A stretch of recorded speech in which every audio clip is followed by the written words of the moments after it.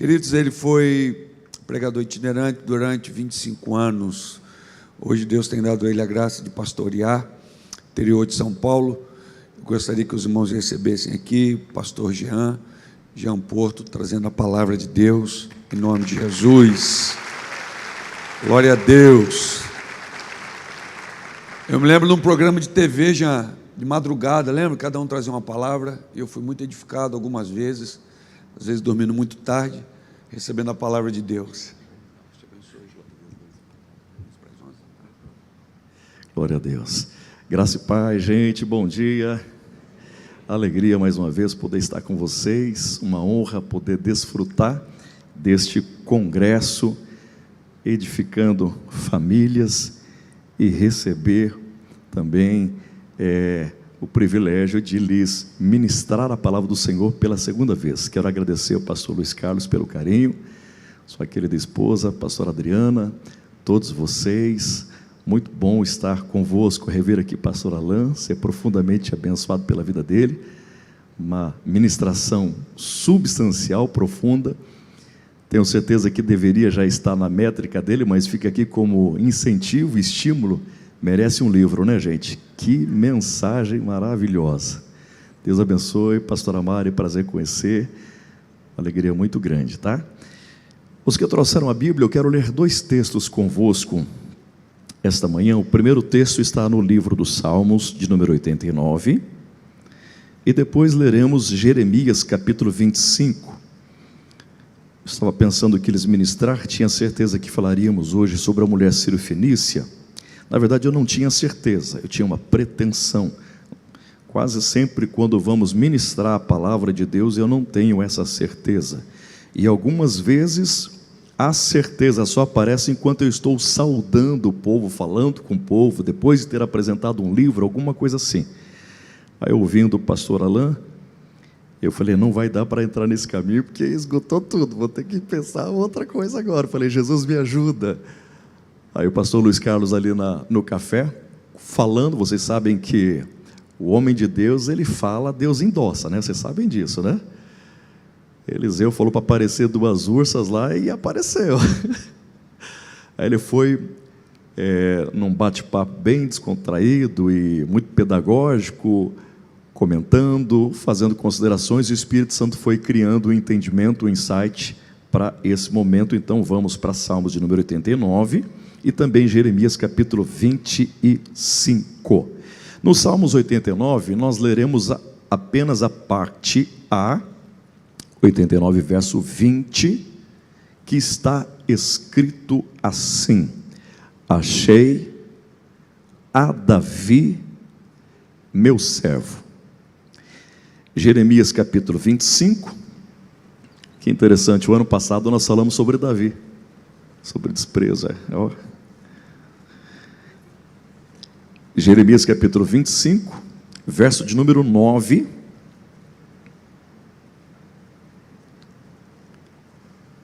E eis que eu enviarei e tomarei todas as famílias do norte, diz o Senhor, como também a Nabucodonosor, rei da Babilônia, meu servo.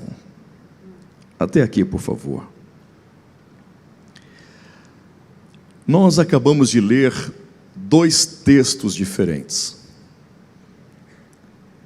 Textos escritos por autores diferentes.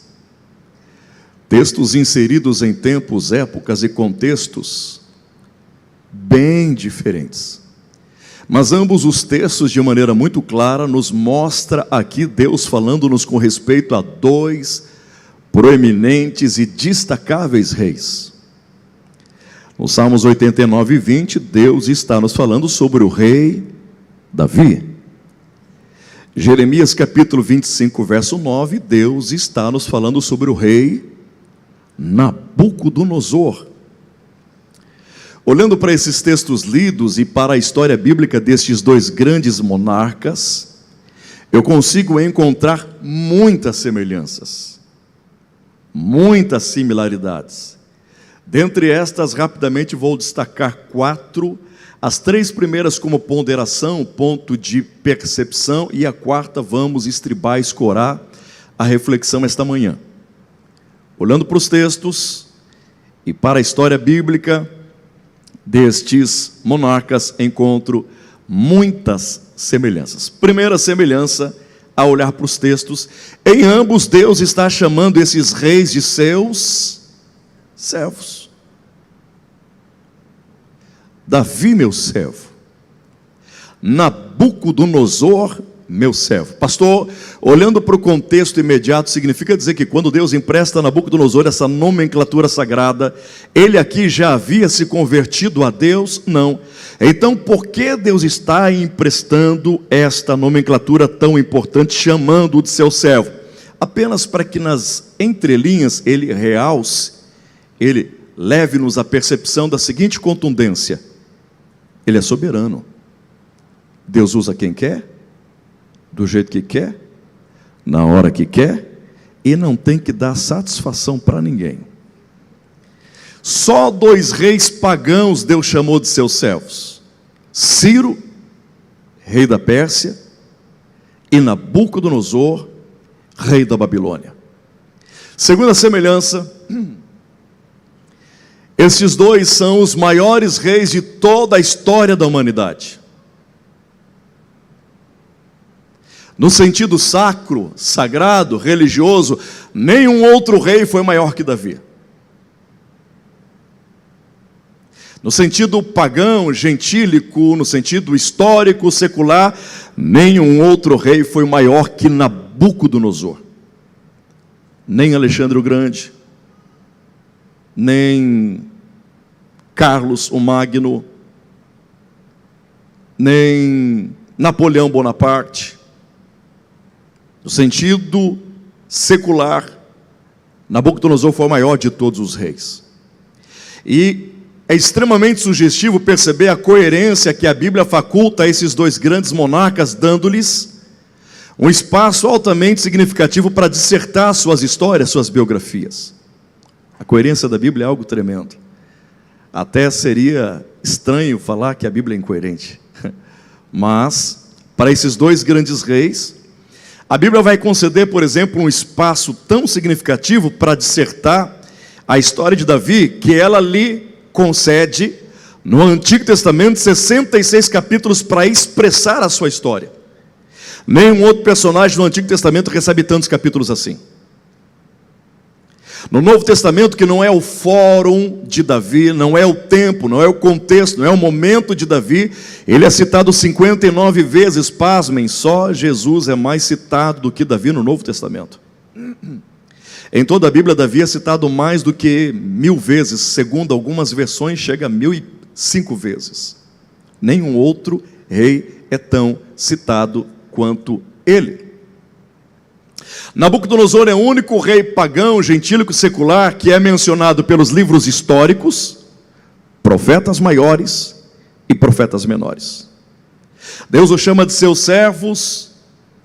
A Bíblia lhes concede um espaço extremamente robusto para narrar suas histórias. Aí surge uma terceira semelhança entre eles. Até hoje, a história aplaude, conceitua, referenda, honra Davi e Nabucodonosor. Até hoje, a história honra esses 2 personagens. É impossível você olhar para a bandeira federativa da nação de Israel e não perceber ali uma homenagem dos judeus a esse homem. Poderia ser de Abraão, poderia ser de Moisés ou de Elias, mas o que encontramos ali é a estrela de Davi. Eu estou falando história atual, de 48 para cá, na formatação do Estado de Israel. Os Salmos é o livro mais lido de toda a Bíblia por ateus, gnósticos, protestantes, religiosos do mundo todo. Pessoas, quando leem a Bíblia, o livro mais lido são Salmos, e a maioria destes, composições do rei Davi. Se você quiser conhecer um dos 4 museus mais importantes do mundo, será obrigado a ir até uma cidade provinciana da Itália chamada Florença. E lá você vai conhecer o museu onde a obra de arte de maior destaque no período renascentista de Michelangelo é uma estátua de 4 metros de altura em homenagem ao rei Davi.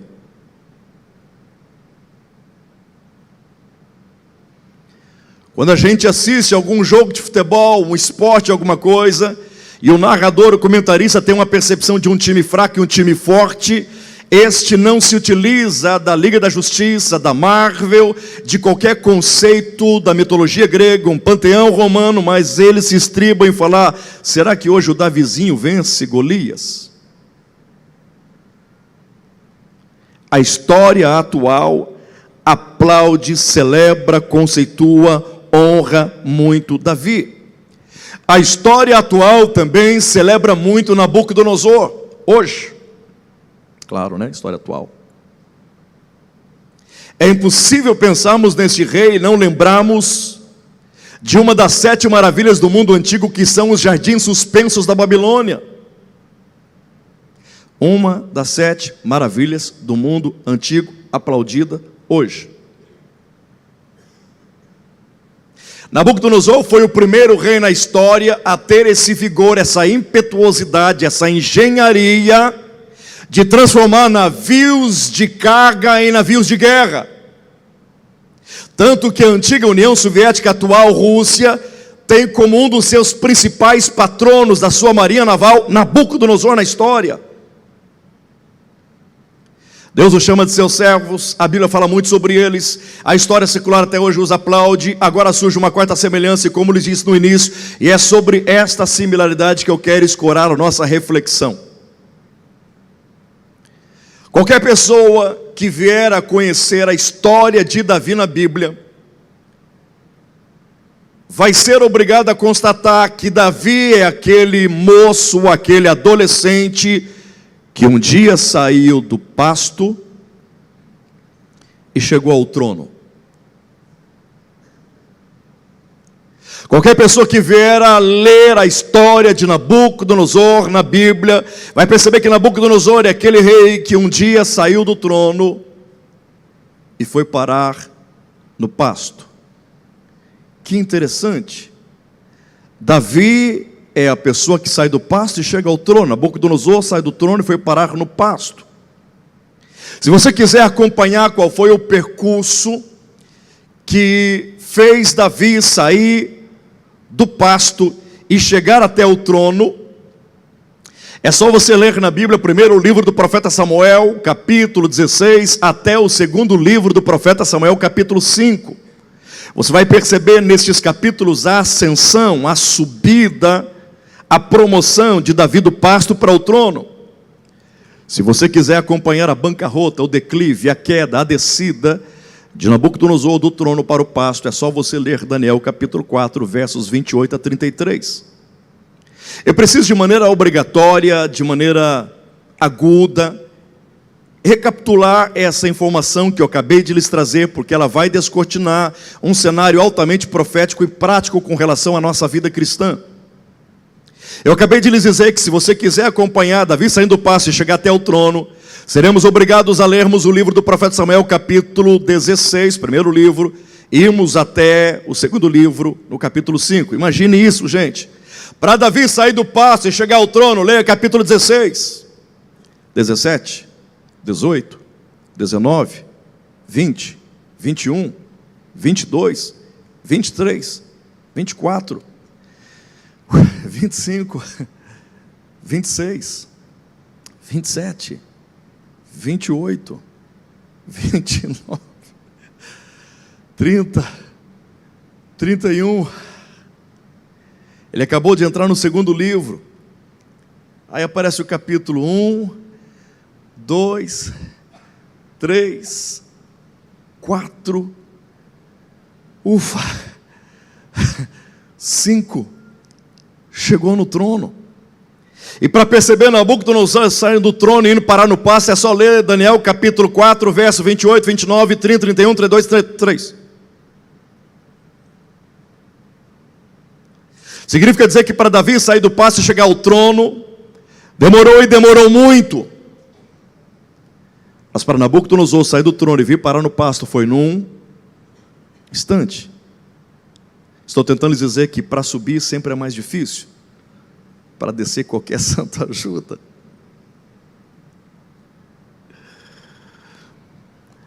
Não tem como a gente olhar para Davi subindo e Nabucodonosor descendo e não constatar aqui também uma similaridade entre nós que estamos aqui essa manhã.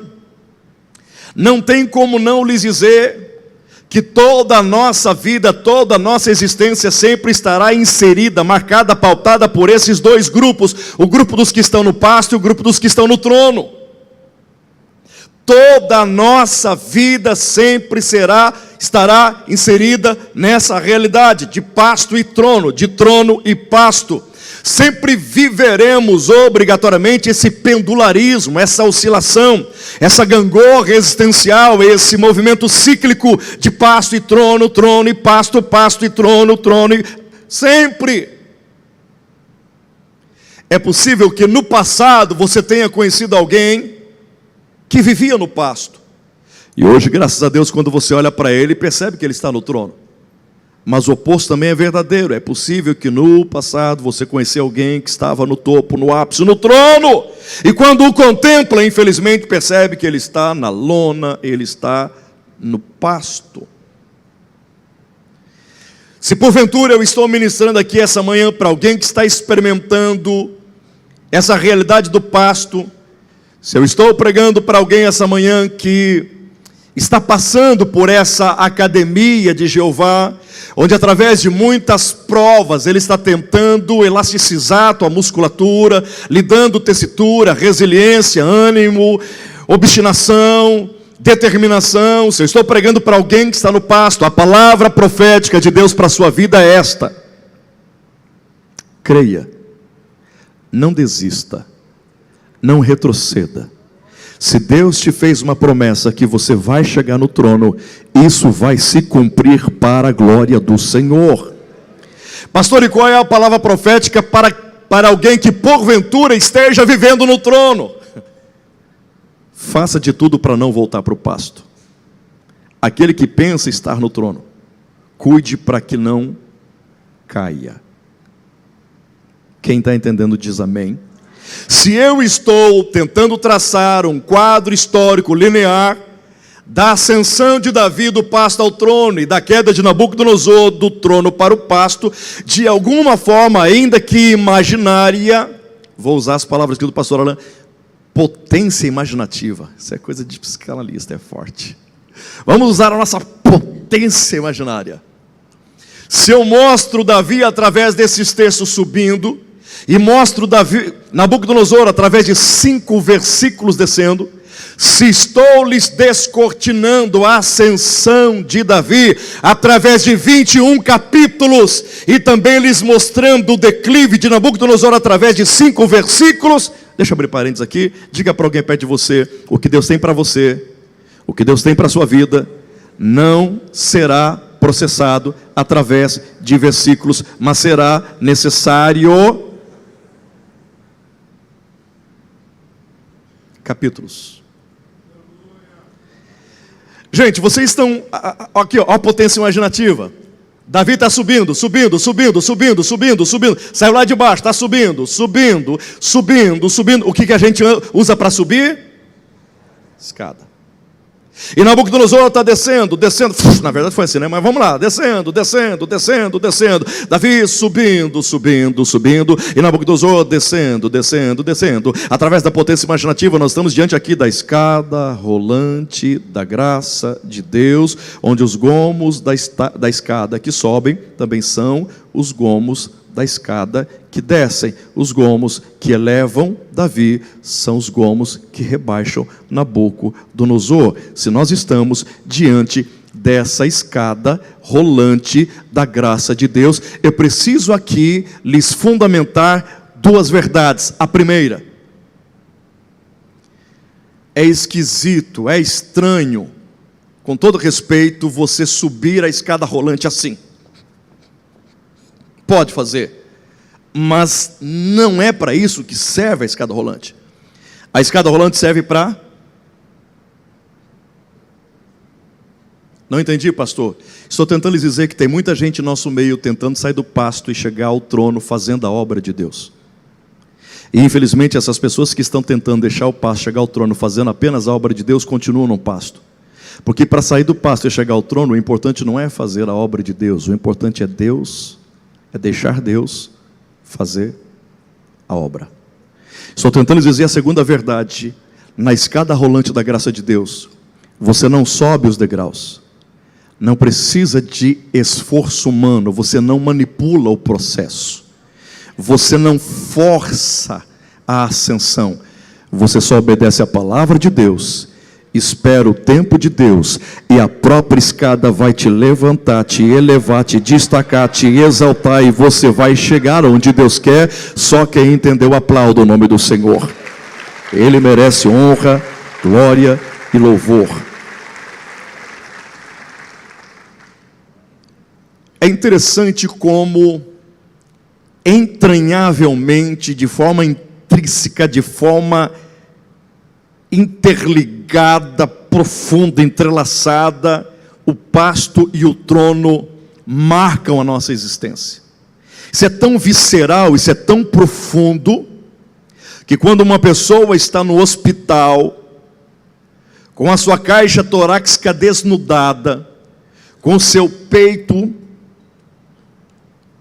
ligado a fios e plásticos, onde estes eletrodos conectam o teu corpo ao monitor cardíaco, isso é tão visceral, que conforme o seu coração bate, pum, pum, pum, pum, pum, pum, conforme os potenciais elétricos são traspassados, são transmitidos pelos eletrodos, o desenho que se configura no monitor cardíaco é marcado por essa verdade visceral de pasto e trono.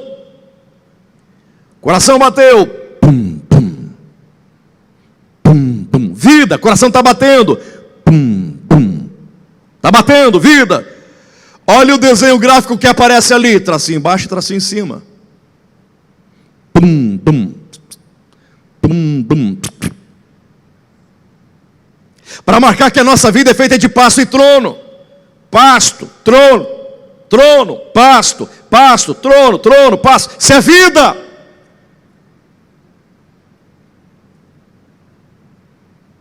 E interessante que nesse processo da existência, nesse processo de vida, no processo do existir, não tem como a gente eliminar e extirpar essa oscilação que gera vida. Porque se a gente quiser nivelar o traço, o gráfico, o barulhinho que a gente vai ouvir é esse. Aí foi para o trono mesmo. Então, glorifique a Deus, que enquanto o teu coração bate, tum, tum, você vive de pasto e trono. Porque você está vivo. As flutuabilidades da vida, as oscilações, estão nos ensinando muitas coisas. Dentre essas, a maior máxima que decodifica qual é o equilíbrio entre felicidade e sofrimento. Porque os dois são altamente pedagógicos, sofrimento positivo e às vezes a felicidade negativo. Não entendi, pastor, fala um português claro. Ok, qual é o segredo de encontrar o equilíbrio na vida? Viver no pasto, como se estivesse no trono, e viver no trono, como se estivesse no pasto. Quando eu sei viver no pasto, como se eu estivesse no trono, e eu sei estar no trono, vivendo como se eu estivesse no pasto, eu encontrei o equilíbrio para viver nessa vida. Quem entendeu, diga glória a Deus.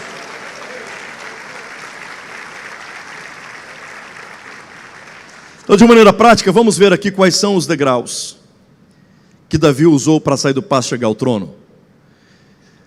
Eu só vou dizer para vocês aqui o óbvio, Alguém já disse com muita propriedade que todo o óbvio que é sabido, mas não é vivido, precisa ser estupidamente repetido.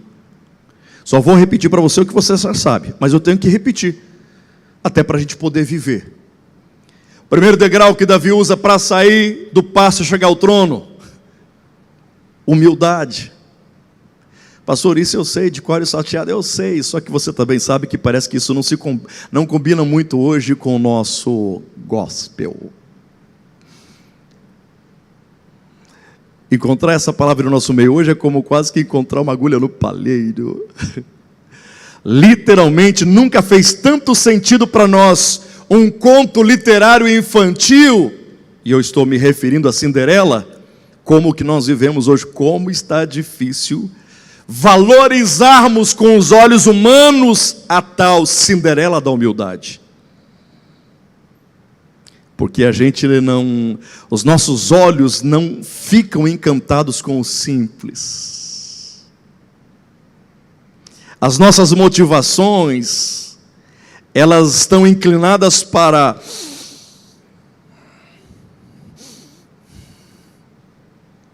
humildade. Hoje caracteriza a fraqueza. Alguém que está num segundo grupo, é subalterno, Dois ditados lindos, dentre vários, sobre a humildade. Esses dois marcaram muito a minha vida. Primeiro ditado lindo sobre a humildade: a humildade não sabe que existe, e o dia que souber, deixou de existir.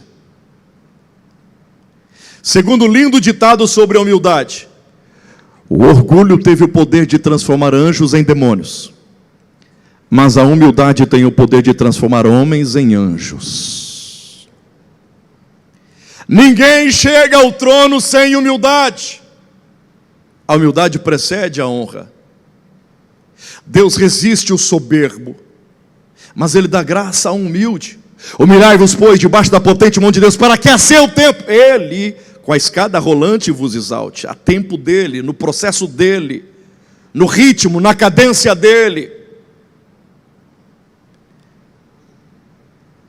Quando eu olho para a história de Davi, eu percebo que se existe um personagem na Bíblia que tinha tudo para se sentir boçal, metido à besta, prepotente, arrogante, exibido, nariz empinado. Se tem um personagem na Bíblia que tinha tudo para se sentir o rei da cocada preta, a tampa da Coca-Cola sem o ratinho dentro, esse era Davi. Por que lhes digo isso? Porque, gente, é muito forte. Ele, com apenas 15 a 16 anos de idade, vai receber de Deus o título máximo de rei, unção monárquica. Quer conhecer uma pessoa? Dá poder para ela. Poder muda alguém? O poder só revela aquilo que a pessoa sempre foi. É fácil ser humilde no pasto, difícil é ser humilde no trono.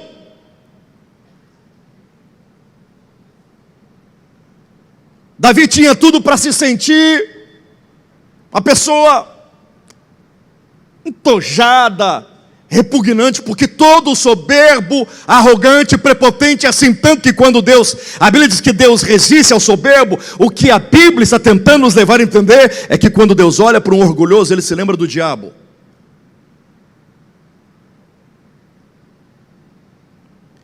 Ele recebe de Deus essa unção, mas não vai para o palácio, volta para cuidar das ovelhas do pai.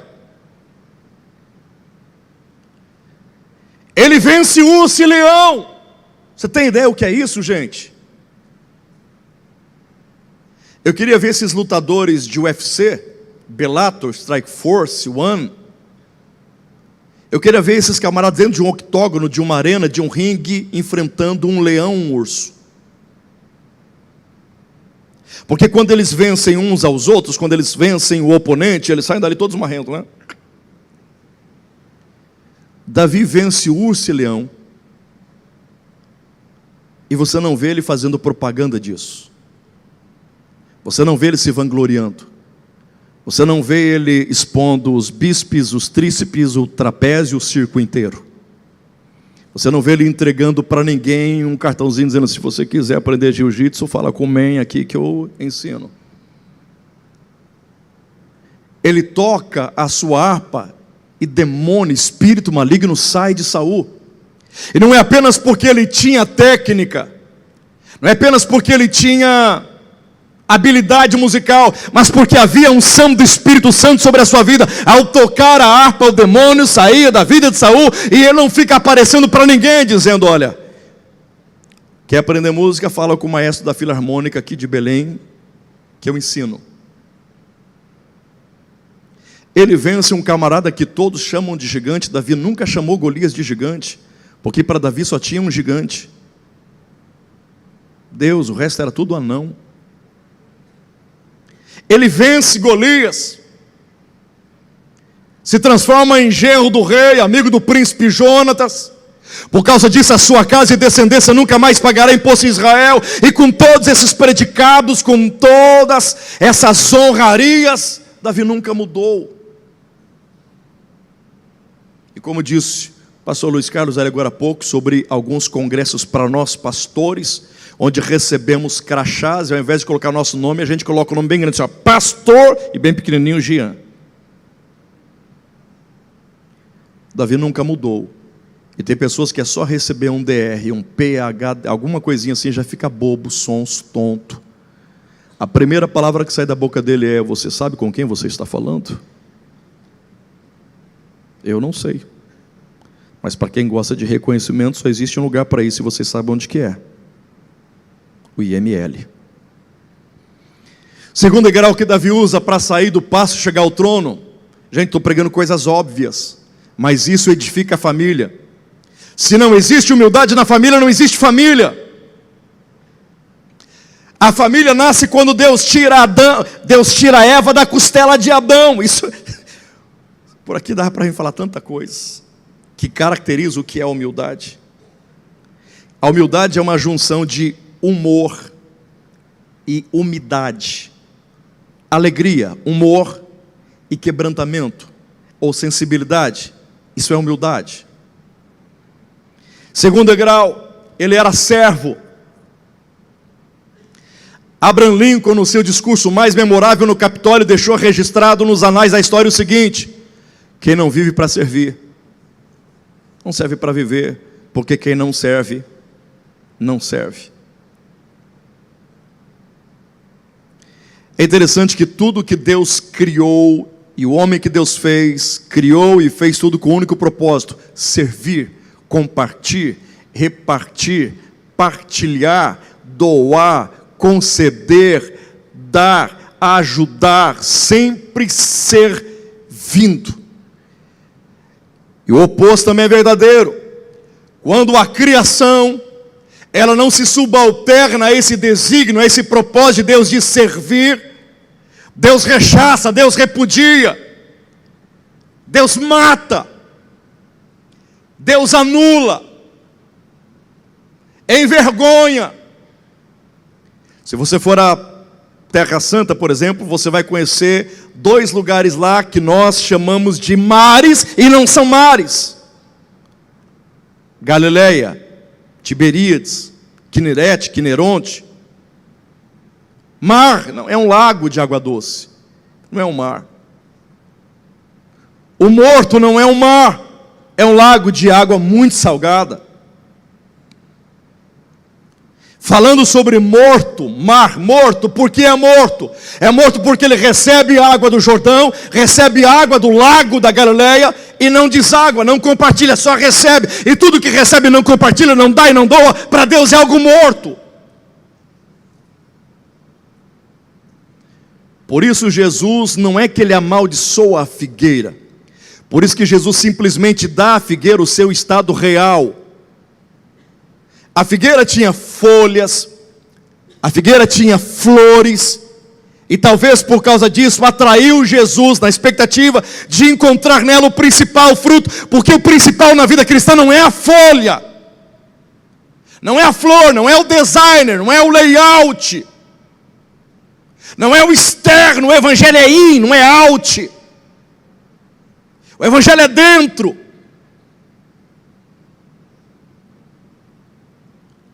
Hoje nós temos muitas pessoas em nosso meio cheio de folhas.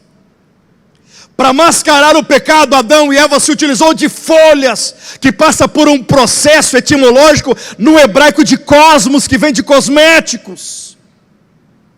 Falando em família, quando você vê algum casal, alguma família fazendo muita propaganda de si, do seu amor, pode saber que a folha é de figueira. Porque quem é não fala que é. Quem tem não expõe que tem.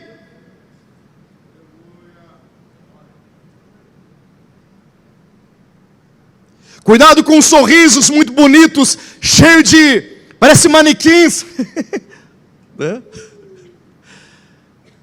Às vezes é manequim mesmo, é só boneco, não tem vida.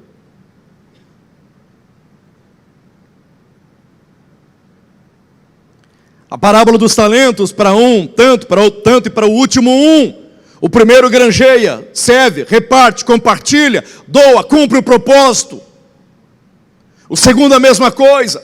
O terceiro enterra, esconde, não serve. Se utiliza de uma desculpa esfarrapada, mas Deus, que não está nem aí para as nossas desculpas, arremata uma palavra de sentença a esse, dizendo: até o que você não tem será tirado, porque não quis doar, não quis servir.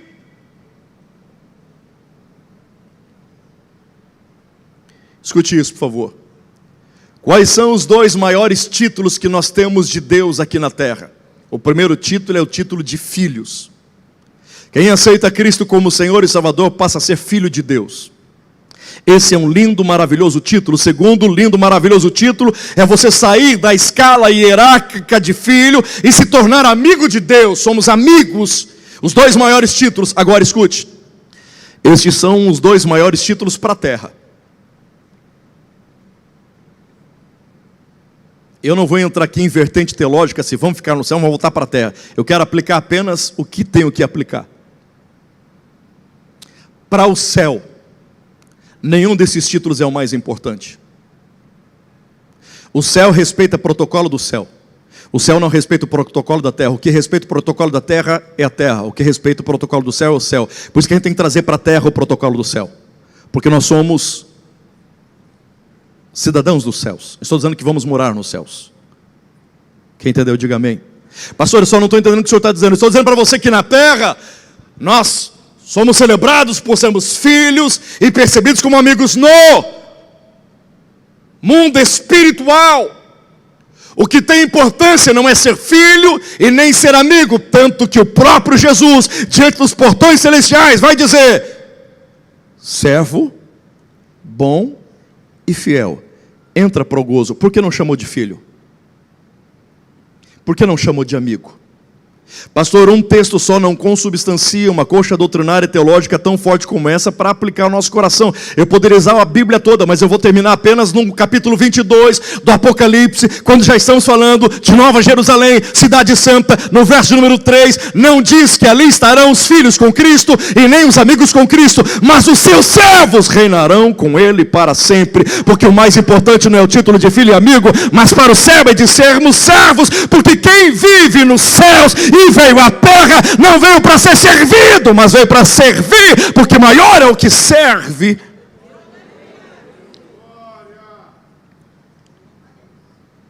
É aqui que está o perigo e aqui que está também a transformação de Lúcifer em diabo. Diga para alguém perto de você: um anjo virou diabo no céu. Imagina o que não dá para virar numa igreja.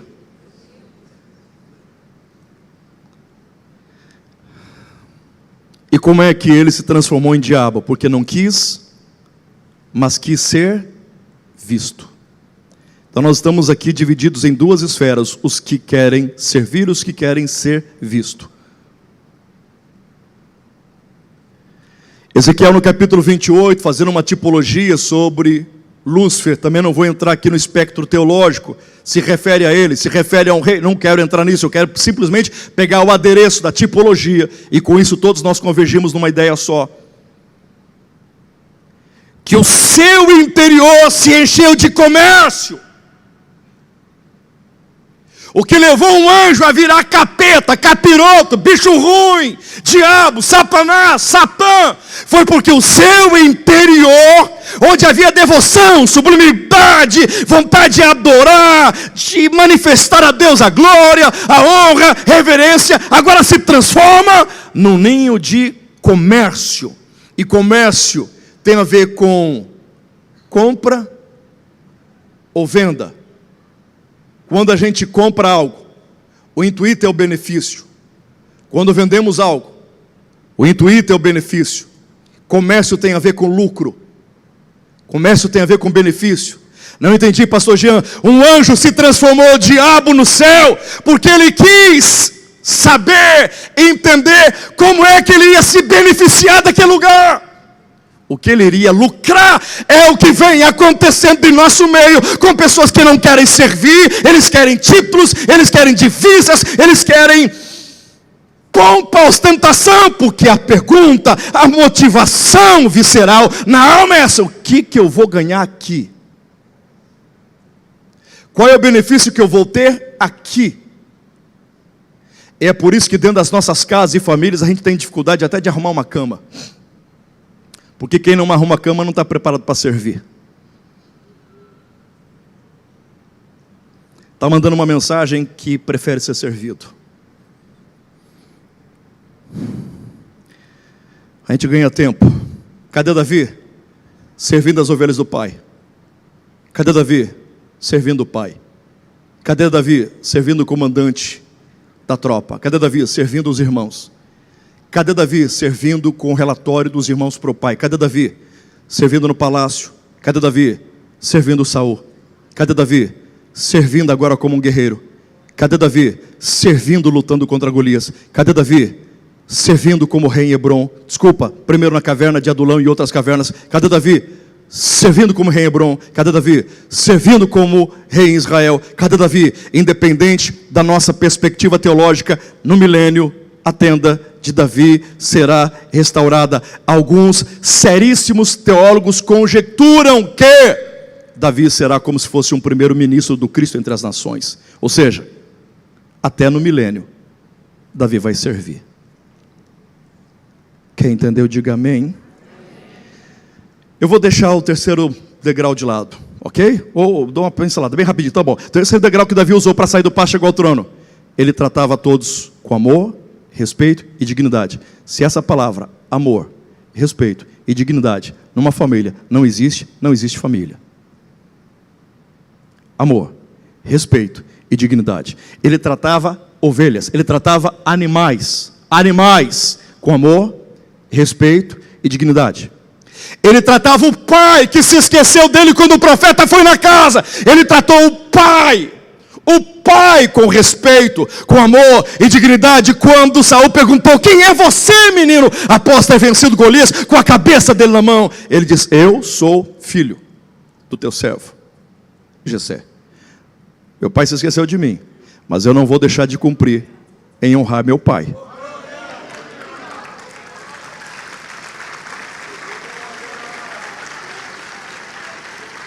Agora, o mais difícil é saber tratar com amor, respeito e dignidade um Saul na nossa vida. Quem quer puxar o nosso tapete, quem quer pisar no nosso pescoço. E Davi fez isso a vida toda enquanto perseguido por Saul. Eu não sei se vocês já leram um livro chamado O Perfil de Três Reis. Bem fininho, ele é maravilhoso, vale a pena você adquirir. Todo o livro está escorado numa pergunta muito profunda do autor a Deus. E a pergunta do autor é: Deus, como é que o Senhor permitiu um Saul encapetado, endiabrado, endemoniado, perseguir um Davi ungido? Como o Senhor permitiu um negócio desse? Por quê? E Deus trouxe várias respostas para este autor. Mas todas essas eram filhas de uma matriz. A resposta maior de Deus para o autor foi: eu permiti um Saul perseguir Davi, porque eu não queria um outro Saul, eu precisava de um Davi. Então, para ter um Davi, eu permiti Saul perseguir Davi, para matar o Saul que havia dentro de Davi. Quando alguém nos calunia, quando alguém nos difama, quando alguém nos persegue, Deus está usando essa pessoa para matar o caluniador, o difamador, o perseguidor que existe dentro de nós. Vamos para a parte prática. Vamos para Nabucodonosor. Pastor, como que ele sai do trono e foi parar no pasto? Se Davi usa a humildade para subir, Nabucodonosor vai usar o orgulho, a soberba, a arrogância, a prepotência para descer. Até porque é o que a Bíblia escreve: o orgulho precede a queda. O orgulho precede a queda.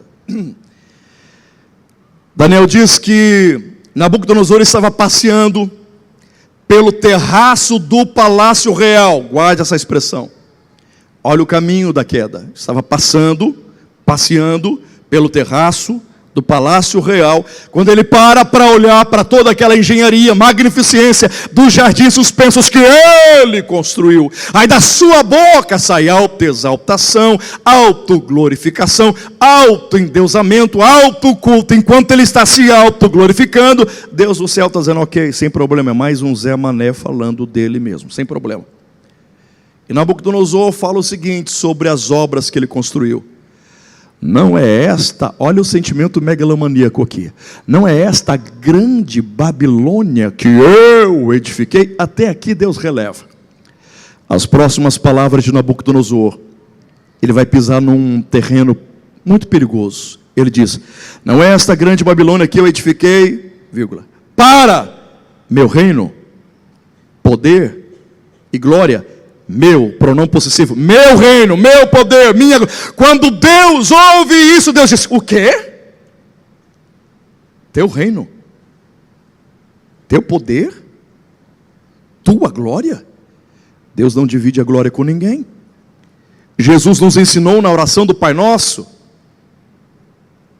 teu é o reino, Senhor, teu é o poder, Senhor, tua é a glória, Senhor. E esse bobão está dizendo que é dele. E Deus diz: não. É a primeira vez que Deus vai impeachmentar um rei na Bíblia. Deus, como juiz, vai usar um cartão vermelho para expulsar Nabucodonosor do trono. Numa linguagem esportiva, no doping celestial, Deus flagrou uma substância tóxica no coração de Nabucodonosor, chamada orgulho. E a palavra de Deus para ele foi essa: passou de ti o reino, serás tirado do convívio, da habitação normal com os homens, e a partir de agora vai morar com os animais. Durante 7 anos o orvalho vai te molhar, e você vai brigar com os animais para comer o capim, o pasto. Suas unhas serão como de aves, seus cabelos como penas de águias, até que você aprenda que eu sou o único Deus que mereço honra, glória e louvor. Olha o que o orgulho levou a acontecer na vida deste homem. Me vem à mente aqui agora, e eu não estou faltando com respeito, não há um decoro, eu sei que esse daqui não é um ambiente político, mas como a palavra Assembleia dos Santos tem a ver, vamos deixar isso para outro dia, com essa mesma reunião de, ok? Eu não quero faltar com respeito, porque isso está na biografia de quem eu vou lhes dizer, isso está no YouTube, essa história é um bilhete verdadeiro, e ela está acessível. Na década de 70, um homem sem internet, sem o que nós temos hoje na década de 70. Eu lembro que na casa do meu avô, ele tinha uma televisão Telefunken. E você tinha que estar sempre mexendo nela, mexendo na antena e bombril e não sei o que mais para poder pegar. Na década de 70, meu avô, que era pastor lá no interior do Paraná, em Paranavaí, ele se reunia com obreiros, com pessoas na frente de uma Telefunken, de uma televisão preto e branco, para assistir no domingo pela manhã um tal evangelista chamado Jimmy Swaggart para pregar, que é vivo até hoje. Vocês não têm ideia de quem foi, de esse homem no passado, que vulto. Gente, Quando Jim Swaggart pregava na sua igreja, nas cruzadas conferências, pasmem, Reagan, presidente da época, com os seus conselheiros, com os seus ministros, sentavam na Casa Branca para assistir a mensagem, porque a mensagem que ele pregava trazia instabilidade até no dólar. Não, gente, hello. Uma palavra desse homem descambou no sentido positivo, uma ajuda enorme humanitária para a África. Década de 70, no interior do Paraná, estávamos assistindo um homem lá nos Estados Unidos pregando, que abalava os poderes da perestroika, o Oriente, barril de petróleo. Gente, tem ideia o que é isso? Há 4 anos agora, o meu sogro, que sempre amou ouvi-lo pregar, me mandou uma mensagem dele no YouTube, no Zap, eu linkei, entrei no YouTube, vi ele pregando lá atrás, 80, sobre movimento geopolítico que estamos vivendo hoje, com uma precisão incrível.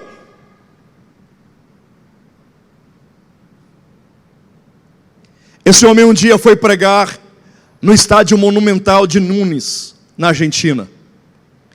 E ele, com o avião, passou por cima do estádio e viu que esse estava superlotado e uma multidão maior do lado de fora, porque não conseguiram entrar. É nesse momento que ele é abordado de forma honrosa por 2 caças. E o comandante do avião disse: reverendo, do lado esquerdo e direito nós estamos sendo escoltados por esses 2 aviões, e isso só acontece com chefes de Estado. Mas estão dando essa honra para o senhor. Ele escreve, está na biografia dele, na mensagem dele, no relato dele, que naquele momento, nas alturas, ele teve uma atitude de altitude. Olhou para as nuvens e disse: Deus, América do Sul, olha onde eu estou, olha a quantidade de pessoas, eu não sabia que o Senhor precisa tanto de mim assim. Dali 15 dias, esse homem tem um deslize moral. E no momento em que ele cai e chora, o Espírito Santo, que nos convence e persuade do pecado, juízo e justiça, ministrou o coração dele: você não caiu aqui, você caiu lá. Lembram do voo 447 da Air France, saindo do Galeão, indo para a França, em Paris, caiu, lembram? A aeronáutica brasileira e a aeronáutica francesa elencaram relatórios, e os relatórios foram idênticos, apontaram os mesmos terríveis erros. Mas o pior de todos os erros, e o mais infantil, o pior e o mais infantil, porque o pior é ser infantil, Deus conseguiu facilmente tirar um homem de dentro de Davi, mas nunca conseguiu tirar um menino de dentro de Saul. A gente tem que tomar cuidado com a infantilidade. Uma coisa é ser como criança, outra coisa é ser infantil. Paulo diz: fui menino. Hoje, cuidado com a infantilidade. Os 2 relatórios apontaram que o avião, quando enfrentou aquela nuvem, aquela cumulus limos, cheio de cristais e gelos, trazendo trepidação, turbulência, resistência, instabilidade à aeronave, ao invés do comandante abaixar o nariz do avião, ele levantou 3 vezes, e na terceira houve stall, caiu, todos morreram, por algo muito simples. Diante do momento como aquele, o próprio piloto automático faria o que teria que fazer, mas como eles trouxeram para o manual, ao invés de abaixar o nariz, eles levantaram o nariz 3 vezes. Quando eu vi essa reportagem, desastres aéreos, numa TV a cabo, o Espírito de Deus ministrou meu coração: se você não quer ir para o pasto, aprenda a baixar a ponta do nariz.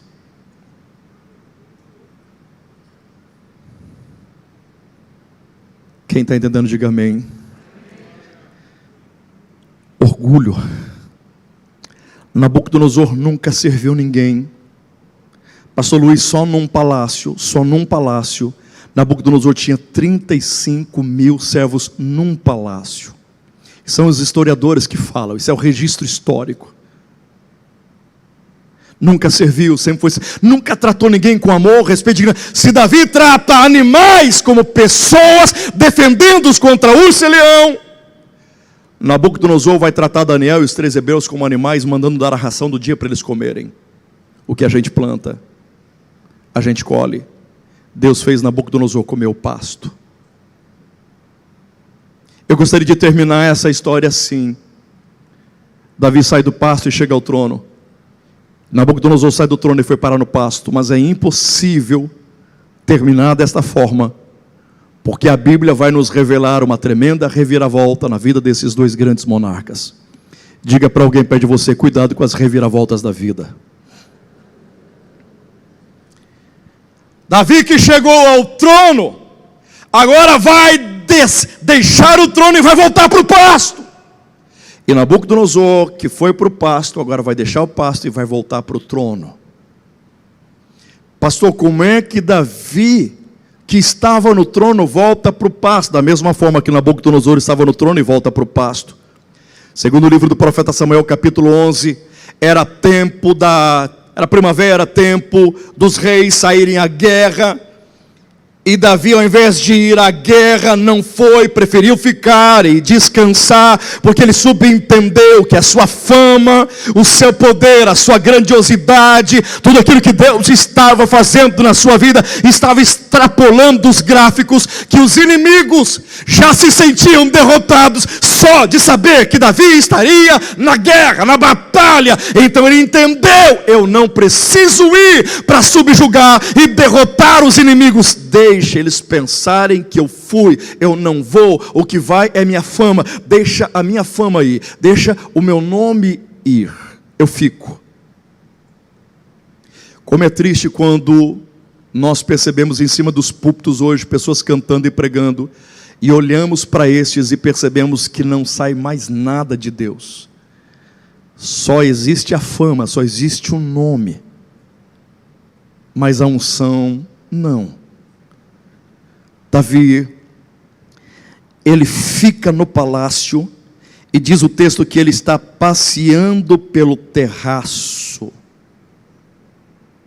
o mesmo caminho de Nabucodonosor, e ele para e vê uma mulher tomando banho, porque acreditava, se o meu marido está na guerra, e o meu marido é um soldado fiel ao rei, é porque o rei também está na guerra. Ela se achou na liberdade de usar a casa ali das mulheres, onde estava, e o rei a vê. Esse rei servia a todos. A primeira coisa que o rei faz, nessa sua soberba, nesse seu orgulho, de querer ficar, ao invés de ir honrar o nome de Deus numa batalha, achando que o seu nome ficou muito grande, ele chama os servos, ele para de servir e deseja ser servido. E neste pedido de ser servido, a exigência para o servo é que convoque aquela mulher nua para estar diante dele. E o seu servo tenta amenizar a situação dizendo: rei, mas ela é casada com o teu servo fiel Urias, como se Davi não conhecesse quem era. E o nome dela é fulano de tal, é a Betinha. E o rei diz: chamem. Ele tratava todos com amor, respeito e dignidade. Agora está uma mulher, ele tem muitas mulheres, ele tem as concubinas. Ele chama essa mulher, a mulher está diante dele, se arrumando, pedindo perdão. Eu não sabia que o senhor estava, achei que o senhor tinha ido para a guerra. Não tem problema, minha filha. O negócio é o seguinte: eu quero me deitar com você, mas eu não posso, não pode, rei, porque eu sou casado. E o rei diz: eu sou rei. Eu sou rei. E você conhece a história. A família de Davi foi para o pasto. Nossos pecados não atingem apenas a nós, tem consequências terríveis nocauteando pessoas da nossa casa. Deus perdoa os nossos pecados, mas as consequências são irreparáveis. Você conhece a história. Pastor, Davi não volta para o trono? Claro, gente que volta para o trono, ele volta com o trono, volta para o trono, depois de ter uma filha estuprada pelo próprio filho, um outro filho que mata o filho que estuprou a filha, ele é obrigado a fugir para não morrer pela mão do filho, e ter os seus homens matando o seu filho. Que gosto é esse de ser rei assim?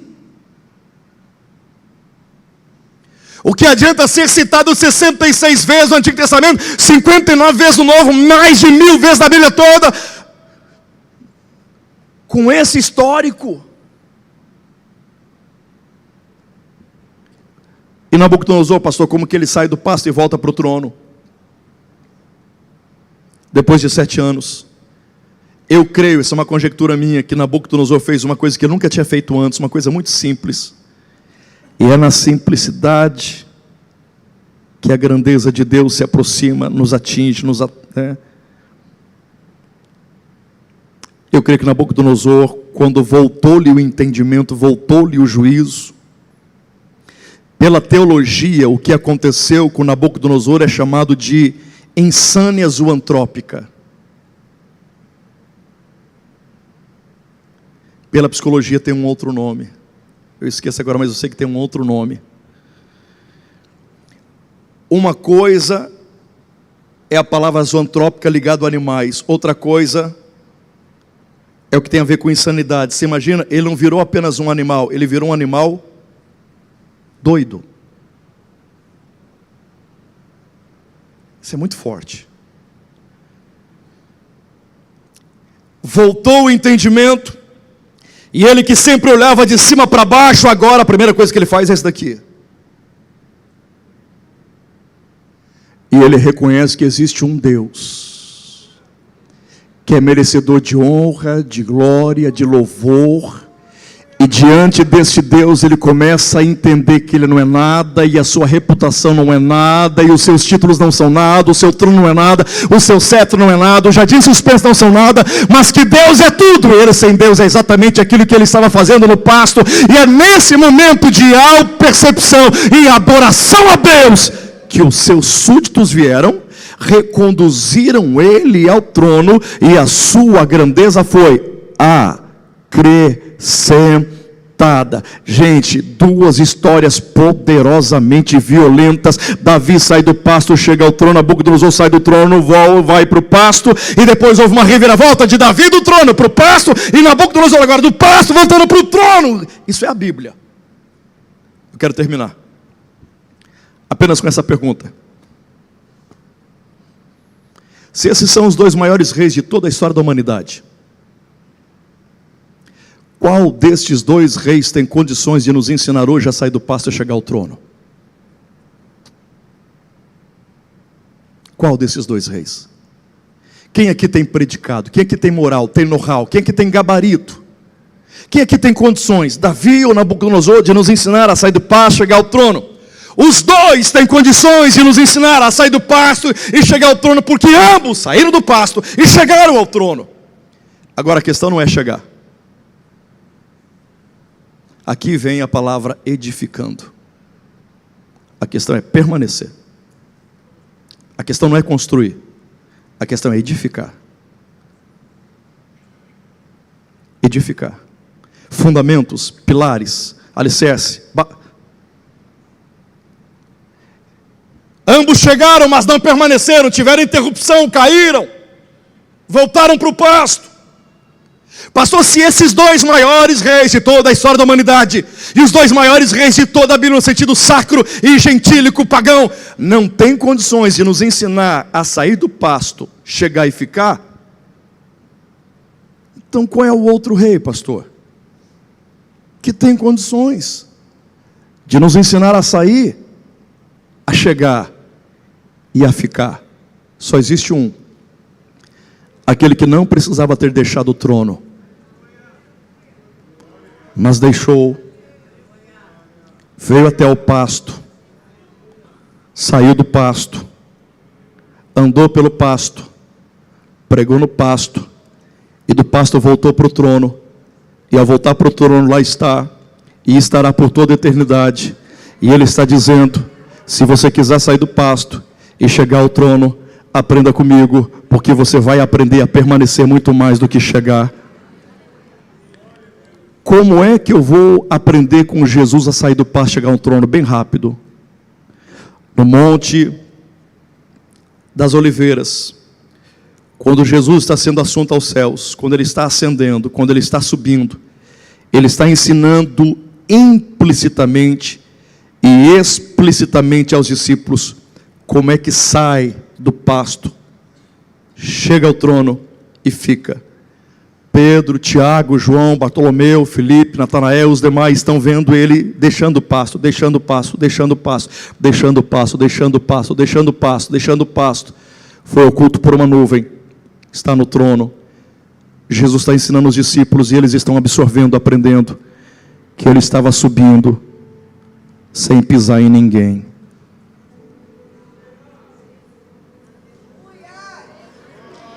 Urabacachura Mahácia.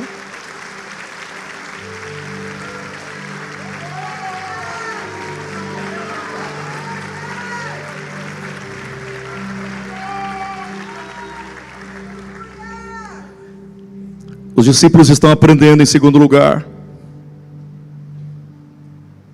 que ele está subindo sem contestação. É muito difícil alguém na terra alcançar lugares altos de destaque, proeminência, visibilidade e não ser contestado. Seja na área esportiva, política, ministerial, subiu, destacou, ganhou visibilidade, alguém aparece para contestar. Jesus está subindo e não tem uma contestação. Ninguém diz que houve tráfico de influência, ninguém diz que houve extorsão, não houve jeitinho brasileiro, não está tendo acordos espúrios. Ele está subindo sem negociata, ele está subindo sem mensalinho, sem mensalão, sem propina, ele está subindo. Os discípulos estão olhando e percebendo que a subida dele é resultado de transparência, de verdade, de fidelidade, de integridade, de caráter maior que a reputação. Enquanto os discípulos ficam impressionados quando ele chega nos céus. Capítulo 5 do Apocalipse. Anjos, os 24 anciãos, os 4 seres viventes olham para ele e começam a dizer: digno é o Cordeiro de receber honra, glória e louvor. Ninguém foi achado digno na terra, nem debaixo da terra, nem do céu, de tomar o livro, mas ele toma o livro da mão daquele que estava assentado, e todos os céus ao redor do trono proclama que ele pode, ele tem direito, ele é lindo, ele é limpo, ele é íntegro, é transparente. A ele seja a honra, a glória e o louvor.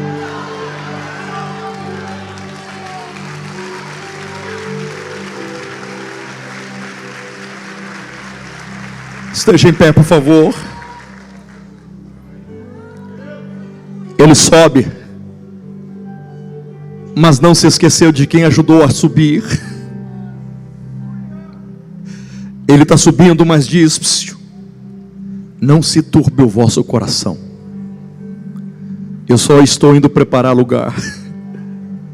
Para onde eu vou, vocês estarão também.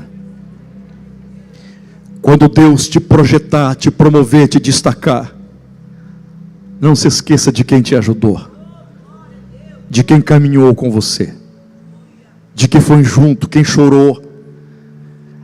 Jesus sobe abençoando, não tripudia, não faz selfie, não manda indireta, não tenta usar o seu momento de exaltação para humilhar o outro. Até subindo ele diz: vocês vão estar lá comigo, vocês vão estar comigo. É por isso que na cruz,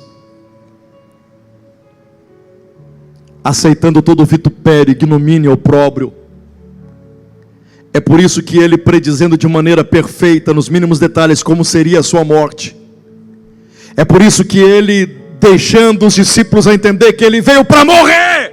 Se teve alguém que procurou a morte todos os dias, foi ele. É por isso que, sem rejeitar nenhum tipo, sem aceitar nenhum tipo de consolo, Jesus na cruz, ele disse: eu tenho sede. Ora, como é que ele vai ter sede se ele é água da vida? Como é que ele vai ter sede se ele tomasse água, minimizaria a sua dor? Como é que ele vai dizer eu tenho sede se ele veio para aceitar toda a dor? Como é que ele vai dizer eu tenho sede? Ele está dizendo eu tenho sede, porque ele está facultando uma oportunidade de alguém cumprir o que foi dito. Se alguém der um pouco de água a um dos meus, recebe isso. Imagina aquele momento dando um pouco de água para ele. Como não ficaria marcado na história? Não entendi. Ele termina o ministério ali, dizendo: eu estou te dando a chance de ser honrado. E só é honrado quem aprende a servir. Deus te abençoe, em nome de Jesus.